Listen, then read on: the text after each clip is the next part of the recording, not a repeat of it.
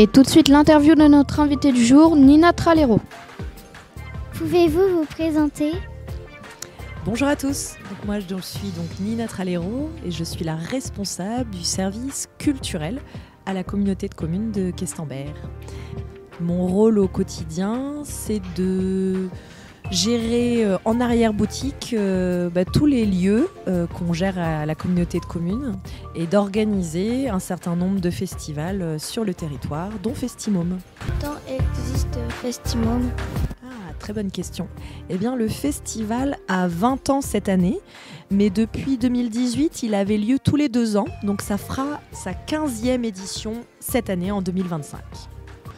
Et moi, j'avais une question par rapport aux compagnies sur le festival. Comment repérez-vous les compagnies ? Alors, comme vous avez pu le voir, donc nous, à l'année, sur le territoire, nous proposons des spectacles dans différents lieux, que ce soit dans les médiathèques ou au centre culturel l'Asphodèle. Du coup, une partie des spectacles qui sont accueillis à Festimôme, c'est aussi dans le cadre de compagnies que l'on suit au fil de l'eau à l'année, qu'on les repère. Marie, du coup, qui est responsable de l'Asphodèle, une partie de son métier, c'est de rencontrer des compagnies professionnelles qui ont des nouveaux projets. Donc au quotidien, sur le territoire, on a des compagnies qui viennent à l'Asphodèle et qui viennent faire connaître leurs nouveaux spectacles ou leurs nouveaux projets. Donc Marie, du coup, des fois, 2 ans, 3 ans, 4 ans avant, elle a en tête des compagnies qui sont en train de créer des spectacles qui sont, pour certains, dédiés vraiment à du jeune public, c'est-à-dire à vraiment au cœur de cible du festival Festimôme. Donc il y a cette partie des spectacles qui est au fil de l'eau, que Marie du coup découvre au quotidien.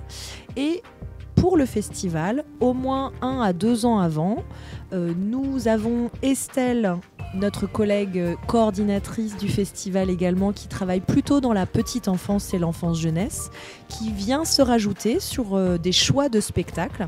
Et donc Marie et Estelle se déplacent pour vraiment aller voir des créations qu'elles ont repérées par mail, sur internet ou par réseau.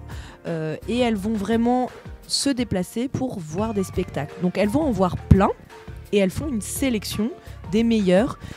L'idée pour qu'un festival soit réussi, c'est d'avoir vraiment une diversité de spectacles à aller voir, de la musique, du théâtre, de la danse, du théâtre d'objets, et une diversité d'âge, puisque dans le festival, il y a des spectacles qui sont vraiment pour du tout petit, à partir de 6 mois, et il y en a qui sont pour du plus grand, à partir de 5 ans. Donc l'idée, c'est d'aller voir un maximum de spectacles. Donc préparer un festival, c'est au moins 1 an et demi avant que les choses se font. Et donc, tout ça mélangé, on va décider aussi, en fonction du budget disponible et des choix des élus du territoire, qui viendra du coup sur l'édition 2025. Et là, en l'occurrence, c'est 11 compagnies qui ont été sélectionnées, qui sont plutôt des compagnies de la région Grand Ouest, du coup. Et du coup, il y a des notions aussi de bénévolat sur Festimôme. Est-ce que tu peux nous en dire plus sur les missions qu'il y a sur le bénévolat ? Alors ce festival, au cœur du festival, c'était vraiment d'aller dans chaque commune du territoire. Donc nous travaillons avec 13 élus communaux qui sont dans les 13 communes et qui sont nos référents. Ils y passent beaucoup de temps, bénévoles déjà, donc c'est nos bénévoles ambassadeurs, puisque dans chaque commune, on a un élu référent et lui va s'occuper de la communication. Il va aller distribuer dans tous les commerces et les écoles toute la communication du festival. Il va assister aux réunions avec nous. Il va trouver du coup des personnes sur la commune qui pourront nous aider à accueillir les compagnies. Et il s'occupe d'héberger les artistes sur chaque commune. Donc voilà, on a déjà ce premier bénévole ambassadeur, 1 par commune. Tu avais une question ? Vous avez toujours voulu faire ça ou pas ? Toujours voulu faire ça. Ça fait partie de l'histoire du festival. L'idée, c'est aussi que ça soit pas que nous qui allions dans les communes proposer quelque chose qui n'aurait pas de sens. L'idée était vraiment qu'on partage avec les communes du territoire ce projet. Donc c'était hyper important qu'ils aient leur place et qu'ils puissent mieux connaître les compagnies et puis faire venir aussi les familles des communes à ce festival. Et après, au-delà de l'élu ambassadeur, il y a 2 types de missions. En général, la compagnie, elle fait au moins 2 à 3 fois son spectacle. Et en général, pour que les spectateurs soient bien installés, il y a une préparation de salle et montage, notamment technique, de tout le spectacle. Sur ce montage technique, on a à minimum besoin pour le démontage et le montage de 1 à 2 personnes bénévoles. Et donc ça, c'est des bénévoles des communes qui sont venus proposer leur aide. Donc en moyenne, sur tout le festival, on est à une 30aine de bénévoles finalement, si on multiplie par le nombre de communes qui ont accueilli un spectacle, qui ont contribué à monter les gradins, à installer les tables, les chaises, à ranger aussi derrière tout ce qui concernait l'accueil du festival, à préparer des goûters pour l'ensemble des spectateurs. Donc voilà, ça faisait une 30aine de bénévoles adultes.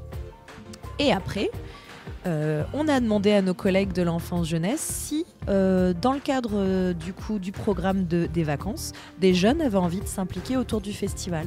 Donc c'est nos derniers bénévoles. Chaque commune pouvait accueillir des jeunes qui s'inscrivaient. Donc pour cette édition, on a une dizaine de jeunes sur le programme 12-17 ans qui ont pu s'inscrire du coup sur certaines communes. Ça a été le cas sur Questembert, sur Pluerlin, sur quelques communes comme ça que j'ai en tête. Et là, leur mission, c'était d'accueillir les spectateurs, de dessoucher aussi les billets à l'entrée, d'aider aussi à notamment organiser les goûters ou l'accueil du public et d'aider aussi, comme ils le souhaitaient, au démontage. Et on a cette année fait un petit bilan.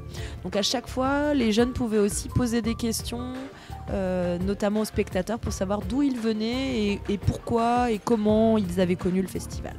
Voilà, donc finalement, si on fait la somme de tout ça, ça doit nous faire quand même au moins 50 bénévoles autour du festival qui sont hyper importants, qui contribuent autant que l'équipe professionnelle à la bonne organisation. C'est payé ou pas d'être pôle culture ou c'est du bénévolat? Alors comme je le disais, effectivement, il y a 2 notions. Il y a la notion de bénévole et puis il y a l'équipe professionnelle qui est payée. Moi, mon métier au quotidien, je fais ça toute l'année. J'organise des spectacles pour du coup l'ensemble du territoire. Donc nous, on est une équipe derrière Festimôme sur le festival qui est assez importante puisque il nous faut quand même des diplômes et des compétences professionnelles, notamment de notre côté. Il y a toute une gestion de billetterie. Donc il y a de l'argent du coup qui est sur tout le festival et il y a des réglementations à appliquer. Donc nous, on est une équipe du coup de 4 professionnels qui ont géré toutes les billetteries du festival et qui du coup encaissent de l'argent et gèrent derrière l'ensemble de cette gestion. Et puis il y a tout l'administratif du festival. Moi par exemple, c'est moi qui coordonne tous les contrats avec les compagnies professionnelles, les déclarations, puisque du coup derrière un spectacle, il y a énormément de déclarations à faire pour pouvoir organiser le spectacle. Donc on a des déclarations à faire au niveau de la commune, au niveau de notamment des structures de musique, puisque tout ce qui est proposé dans le cadre du spectacle est réglementé.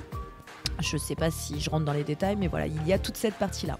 Et il y a aussi une autre partie, pour organiser un spectacle, on a besoin d'avoir une sécurité. C'est-à-dire que quand on monte un gradin, le bénévole, lui, n'a pas toutes les règles. C'est-à-dire que si à un moment donné, il y a un incendie ou il se passe quelque chose, on a besoin d'avoir un professionnel qui est formé pour pouvoir évacuer les personnes et pour pouvoir gérer quelques règles de base pour organiser un spectacle.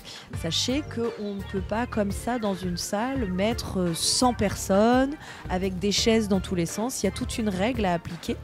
Et donc ces fiches techniques, elles sont appliquées par des régisseurs et des techniciens. Et ces techniciens sur le festival, ils ont été au nombre de 7. Et ces personnes-là, elles sont rémunérées pour faire ce travail-là. Et sans eux, le festival, il ne marcherait pas. Est-ce que toi, Nina, tu as toujours voulu faire ce métier ? J'ai fait des études dans le domaine pour apprendre les règles à organiser du spectacle vivant et des spectacles et notamment tout type de choses. J'ai fait mes études là-dedans. Et derrière, j'ai été comme vous, bénévole aussi sur des festivals ou des associations. C'est comme ça aussi que j'ai aussi appris très concrètement plein de métiers très concrets et différents. Donc vous voyez, ce que vous faites aujourd'hui, c'est peut-être le démarrage de quelque chose derrière. C'est toujours intéressant, même si on n'en fait pas son métier ou qu'on n'a pas forcément de diplôme en la matière, c'est aussi comme ça qu'on apprend un certain nombre d'organisations. Donc derrière, sachez qu'il existe plein de diplômes très différents dans les métiers du spectacle qui peuvent vous amener à faire mon métier. Mais oui, moi j'ai toujours voulu faire ça. J'ai fait d'autres métiers, mais du coup mes études au départ étaient là-dedans. Vous savez ou pas d'où est venue l'idée du festival Festimôme ? Oui, je sais. Finalement, au départ, sur le territoire, c'est l'histoire d'une rencontre avec un homme et une structure qui, du coup, était sur le territoire de Maine-et-Loire, qui avait proposé à la communauté de communes des spectacles jeunes publics. Et le président, à l'époque de cette communauté de communes, à Questembert, avait vraiment envie de pouvoir rendre notre territoire visible vers l'extérieur. Au départ, c'était ça, c'était de proposer un festival qui sorte un peu de l'ordinaire, et d'avoir un festival dédié aux familles était vraiment quelque chose qu'ils avaient envie de mettre en place. Donc c'est le président de l'époque et cette personne qui avait beaucoup de compagnies jeunes publics à sa connaissance qui ont pu, avec leurs rencontres, organiser les premières éditions. En tout cas, merci beaucoup à toi, Nina, pour toutes ces infos. Parce que... Ça prend combien de temps à faire des études à peu près ?